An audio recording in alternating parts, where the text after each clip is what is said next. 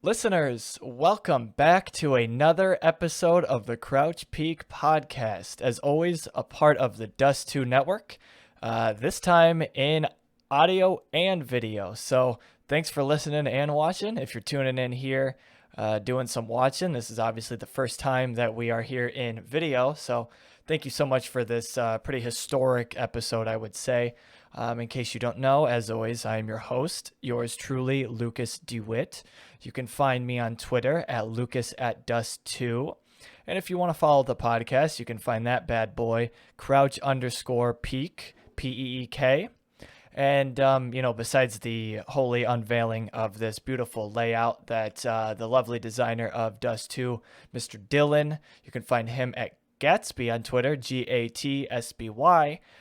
Besides unveiling this beautiful piece of history, obviously, we are talking about the monumental leap that Canadian superstar Twistzz has taken to separate himself as the solo king on top of the mountain of North American Counter-Strike. Long live King Twistzz. Before it ended, there was no doubt that we got some stellar Counter-Strike across the entirety of the team, not just Twistzz, but of course we are just talking about Twistzz. We're talking around 1,000 maps with Liquid, so no doubt this young talent comes through, learns a lot, playing with the likes of Elige, Naf, Stewie, Taco, Fallen, Nitro. All different pillars of knowledge for different reasons, winning trophy after trophy with these guys, all different sources of information for this talent, turning him into a star and then a superstar domestically and now internationally. And now we're talking just under 1,000 maps of growth with the Liquid organization. No doubt after those 4 years, Twistzz was ready to embark in something else. After the way that it ended, there's no way around it. He did outgrow North America, and getting to see what he created after leaving this region, although it hurt in the beginning seeing Twistzz leave. It sucks to see somebody so monumental in our region leave our region, but seeing what he has been able to accomplish outside of our region gives me hope for him as a pillar and a representative of our scene for the future, which is something he has welcomed with open arms. And he did that after winning the most recent event under the FaZe banner, Cologne. So that was some exciting stuff. He took that title and he said, yeah, I'm willing to do that. And then after winning as much as he's done in such a short amount of time, there's no doubt that he is the new face, and he's totally willing to accept that role. And seeing that from such a young talent is amazing. I say this now because there's no more debating, there's no more real refuting it. This recent string of events by FaZe with Twistzz in the lineup has propelled him to heights that no other North American Counter-Strike player has ever been to. He's the de facto gold standard of winning in our region. And what I find beautiful about the entire thing is we got to watch all of it unfold right in front of us. We got to watch him as a young rookie start out as a part of the prospective TSM lineup when he played with like Semphis, and honestly, I can't remember off the top of my head. I just remember Semphis being on that lineup. Eventually getting that big break with Liquid and enduring those growing pains that every young talent has to face entering their first tier 1 team. Came in as a rookie rifler with only one LAN win to his name, recorded on NHL TV anyway with TSM. Absolutely a small fish in a big pond, no doubt about that. And it took the kid 2 years, and then he's a notable name in the top tier scene. He's competing for third best, second best on the team consistently. And then obviously throughout the first 2-3 years with Liquid, we see shuffles with Steel, Taco, JDM. All these players go through. Once they land Stewie, though, that's when everything kind of gets into place. That's when the rubber hits the road, and then that's when we get to see a different version of Twistzz, the version of Twistzz that we all know and love, obviously. So we get that Grand Slam Liquid, we get this triage of Twistzz, Elige, and Naf, and that's when we start to see the real laid out potential of Twistzz. It's no longer waiting. We're no longer waiting. We're no longer trying to convince ourselves there's more. We are now seeing it. And this trio was unlike anything we've ever seen in North America. There's no doubting that. And it resulted in a run that was equally as historic as the trio that ran that sequence of events. They win the Grand Slam in record time. They etch their name into history in ways that no other North American team has done, even beyond the major. Of course, they did not win the major. Right after that IEM Chicago win, we get that infamous quote from Twistzz in that IEM Chicago press conference when he says, "I don't think we peaked at all." I was actually there for that. I was the one that got that out of him, which I'm actually pretty proud of. So they win IEM Chicago after winning the Grand Slam. Twistzz is riding an all-new high, and then Liquid kind of topples over themselves after the fact, which, of course, not uncommon, pretty typical in Counter-Strike. These empires rise and fall pretty quickly. We get kind of short eras, and it's not uncommon for teams to fall apart the way that they did. Now a part of FaZe, he was easily able to overcome that feared leap that North American players always struggle with. Going from NA to EU, he did that with relative ease. He's been able to benefit greatly from it. Although his individual numbers don't hit the ceilings that he did in Liquid, obviously this guy was balling out at Liquid, a different kind of atmosphere where he was required, him, Elijah Naf, were required to hit on all cylinders at all times. He's now in FaZe with much more firepower comparatively. Absolutely a different beast, although the numbers are not quite as eye-popping as they were on Liquid. He is just as dangerous of a cog in the machine that is now led by Kerrigan. So FaZe or Liquid, he's still, a de facto top 20 player, at least in raw skill. And at points, throughout this string of events that he's been with FaZe, he's been able to prove, even though the numbers aren't there, like when you don't watch the game and you're just looking at the numbers, okay, maybe not as eye-popping as we were used to in 2018, 17, stuff like that, but no doubt that impact is absolutely there. And we saw that at the major, at Cologne, and every other event that they've been at so far this year, because we've seen how dominant FaZe has been, and we've seen how dominant Twistzz has been. With FaZe having won 4 big events this year, including the major, it is now Twistzz who wears the crown all by himself. He does not share it with anyone else. He is the king of North America. When you compare him to the winningest players in North American history, and there's really only so many that you can stack him up against, because let's be real, not a whole lot of wins here on the North American side. We're talking Twistzz, Elige, Naf, Stewie, Tarek. Those are like the 5 kings of North American Counter-Strike. And when we compare those 4 to Twistzz, it really isn't even close anymore. Looking at the stats heading into this player break, summer of 2022, you compare him to those other 4 previously mentioned players, Naf, Elige, Stewie, Tarek. Here's how it stacks up, and I'm just going to rattle this off, and I'm just going to let the numbers do the talking. LAN wins, 15, tied for first. Big event wins, 10, first. Major wins, 1, tied for first. Event MVPs, 2, tied for third. HLTV Top 20 Awards, 3, tied for second. Career rating, 1.11 rating, first. Headshot percentage, 62.3%, first. Average damage per round, 76.9, fourth. KD ratio, 1.18, first. Kills per round, 0.73, tied for second. Deaths per round, 0.62, first. KAST, that is kill, assist, survival, trade percentage, 73.8%, first. And he did it in less maps and in a shorter amount of time than all of these players by a notable margin. I don't feel like I have to say anything else besides he's done it on an individual level and on a team level. He's done it across multiple events, multiple years, multiple lineups, multiple teams, multiple regions. Without a doubt, Twistzz is the king of the West. So anyway, I feel like I kind of got my point across there. Moving along from Twistzz, of course, the player break is upon us, as I mentioned earlier, meaning we are going to see some names fly soon, and we've already seen some. We've already seen the shuffles begin, and that's always going to happen in Counter-Strike, and it's one of the best parts about it, if I'm being honest. Everybody loves a good transfer window, so there's a few things that I'd like to see happen in the North American region. as far as just the domestic transfer window is concerned. So I made my own wish list.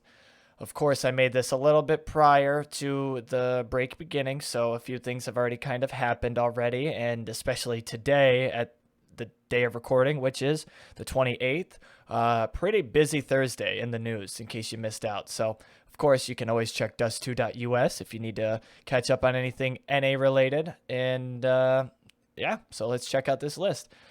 First on my list wasn't necessarily what I wrote down first, but I'll start with it since it was reported by us already. And of course, you can go to dust2.us and check this article out. In case you missed it, we did do a report that Stanislaw, former complexity leader, former EG leader, former been around the block leader, he would be making a reunion with Evil Geniuses soon. And with the veteran IGL set to take the reins of the Carpe Diem roster, now known as EG.CD, in place of Klasia, who apparently is having a rough go. There's rumors of attitude issues, which not something you literally ever want to hear when it comes to professional Counter-Strike. Literally nothing. There's very few things worse than having attitude issues. I'll touch on it super briefly. I don't want to ream Klasia. Soiling a paid opportunity like this, though, is like really unfortunate, especially in the current landscape of Counter-Strike and North American Counter-Strike. Very few tier 1 orgs, specifically doing what EG is doing. A lot of people are quick to mock them for purchasing as many players as they have been, but nevertheless, few players get this chance, and for it to be lost because of attitude issues, that is always scary. Yeah, it's difficult to get a second chance. It's not often that you do. I hope he does. Obviously, I'm not rooting against him. I'm nothing but rooting for him. But he's gonna have a good uphill battle here ahead of him. Nothing quite like a grace period of squeaky clean character and really impressive play. So hopefully that does it. And a lot of times that's not even enough. Sometimes you need a massively extended period of that to happen. So who knows? Maybe I don't know. I don't know what will happen, but I hope he comes out of this good. And I hope it's not anything worse than just some simple attitude issues. I know it was a big jump to go from just playing the game and now you're bought up by EG and you're going to another state and you're being asked of a lot of responsibilities. So it is what we sign up for, but sometimes the depiction of it can be a little bit bigger than what we anticipate. So that's kind of it. I'm kind of going on a little longer than I wanted to, but I'm rooting for Anthony, and I hope nothing but good things for him, and I hope he turns it around, and we hope we see him again. So anyway, yes, I was hoping to see Stanislaw back on a legitimate lineup, playing legitimately for real, just to see what he can do, potentially one last time. I'm a fan of Stanislaw. I always look back on that top 8 showing that he led Complexity 2, not a very good Complexity team, took them to top 8. He personally played out of his mind, which I always look back at that event and I always appreciate. And now we'll likely be seeing that under the EGCD banner. So good stuff in my opinion. Staying on the transaction bandwagon, I am praying every single night that Liquid secure Yekindar long term. Please, please, please sign this man. What we got from this lineup at Cologne with him and Daps was so impressive. I want to see more of this Liquid team. I want a full season together. I want it. I don't know what needs to be done. Obviously, from a management level, there's a lot that needs to be done. Obviously, there are international politics at play, and it is bigger than Counter-Strike. But let's just ignore all that and let's get it done. How about that? Just to appease me. I want to see them in a full cycle. I want to see them try their hand at Rio. And right now, we are getting Yekindar a little bit longer. We're getting him at Blast. That was reported today. You can catch that on dust2.us as well. So that was confirmed, but I would love to get him permanently. And I think every single Liquid fan feels the same. And I don't know why you wouldn't. So yeah, sign the man, pay the man. Number 3 comes off the back of a report done just today. It's official. Junior is gone. I was not wishing for his departure. That's not what I'm saying at all. I don't typically wish for people to lose their jobs. Not really my thing. But whatever Complexity did, I wanted them to do it with confidence, and I wanted them to not end up in a lateral move. I wanted to see some clear direction, and I wanted to see a clear upgrade happening. So if they're replacing Junior, which it is now, we know that's what they're going to do. It needs to be an upgrade, whether it's domestic or internationally. So domestically, we got Slight over at Strife. In my opinion, that's an upgrade. I know he hasn't seen the same level of LAN experience and things like that that Junior has, but Junior was also kind of thrown to the wolves at a young stage of his career, put into these positions, and it didn't pan out. So, hey, why not try for another? I know that's not totally a compelling argument, but hey, you got to go for what you got, I guess. And then, of course, Wolfie was on Ecstatic's bench. I believe he still is, looking for team. Very capable opper, has had some tenure in North America, recently enjoyed a tenure overseas, and is now looking for teams. So that's another candidate that would come on over, and I'm well confident in that because of his looking for team status. So, but separating myself from those two, of course, internationally, because there's not much domestically, of course, it's no secret, not a whole lot of talent in the North American region right now.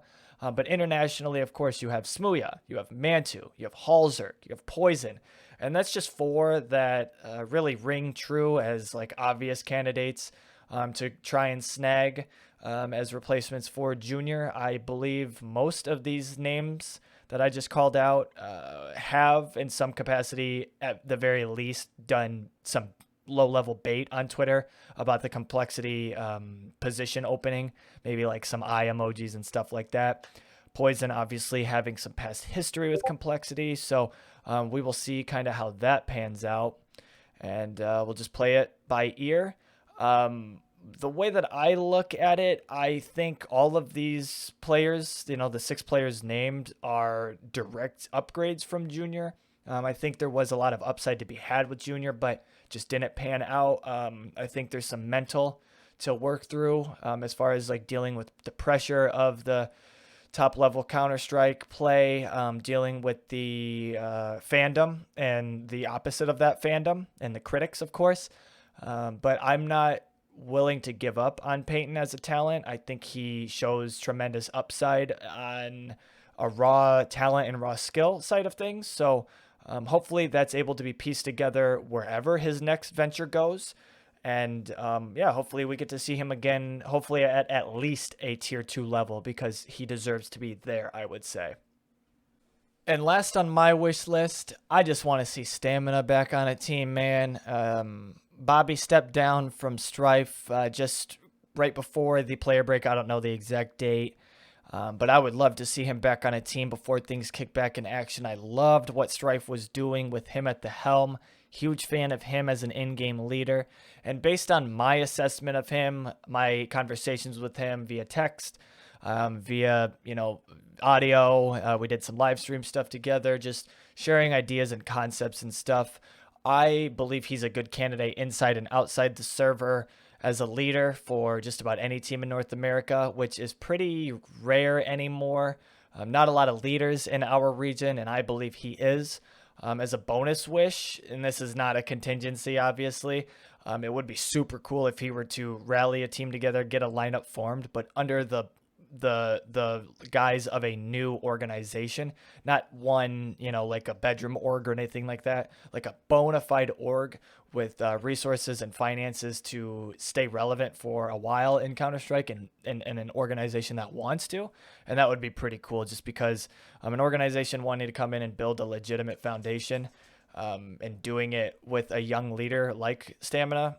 Great opportunity for both parties, and he's got a good eye for talent. So I think that would be awesome. But even before getting that organization in, because that's kind of a pipe dream, that's definitely an ideal situation. I'm kind of hoping for that. But before any of that happens, I would just like to see stamina back on a team and finding new talent. Just because him and Sheikh Zula, they're like two of those guys that they're really good at churning out these young guys. So pretty good stuff. And outside of that, we've got some news everywhere. Tons of it. News everywhere coming out the ears today. There was so much going on. Stewie 2K stepping down as a player. Will represent Evil Geniuses as a content creator. This, of course, comes off the back of the initial report. I don't know, maybe a week or two ago. I can't quite remember. Time just blends anymore. Of Rush and Stewie being replaced. Well, with who? We don't know. But now we do. Coinciding with this announcement that Stewie will be stepping down, we have this report now of Nealon and Masuta coming to Evil Geniuses, making this crazy amalgamation of 2 Americans, 1 Bulgarian, 1 Kazakhstanian player, and 1 Frenchman. So we're all over the place. We are a North American-based FaZe clan. Why not? I saw a lot of pessimism on the timeline today. Not a lot of kind things to say regarding these decisions. I'm not going to go that far. I'm not going to hate on the report. I will say EG continued to surprise me with their decision making. Who knows what the team will look like in time, but they've been unafraid to test the waters with the EG Blueprint project, with the project beforehand with Malik and Stewie, and obviously that fell apart. Then they pivoted into the Blueprint. Well, now they're doing this. How will it pan out? I don't know, but I am excited for the prospect of Tim being the de facto number 1 potentially as the guy. I want to see him really turn up, and if we can see the automatic that I've been dying to see prior to him leaving when he was on Gen G and before all of that, the major as well, that will be a fantastic product, and time will tell if we get that. That's all I got for stories, opinions, thoughts, etc. But of course, if you want to catch up on all the juicy goodness surrounding North American Counter-Strike, you can hit up dust2.us. You can follow me, Lukas at Dust2 on Twitter. Follow Dust2 on Twitter, Dust2 US. And that's it. Support the best website, North American Counter-Strike, with just a few clicks. And I appreciate it, guys. As for fun stuff, that's all I have for today. Thanks, as always, for tuning in. First episode with video, so super exciting. I'm excited to push this stuff forward with video as we continue to evolve. I appreciate you guys sticking with me, and this podcast just gets better and better. So once again, follow me at Lukas at Dust2. Follow the podcast, Crouch_Peak. Follow the website, Dust2 US, and I'll see you at the next episode. Thanks for tuning in.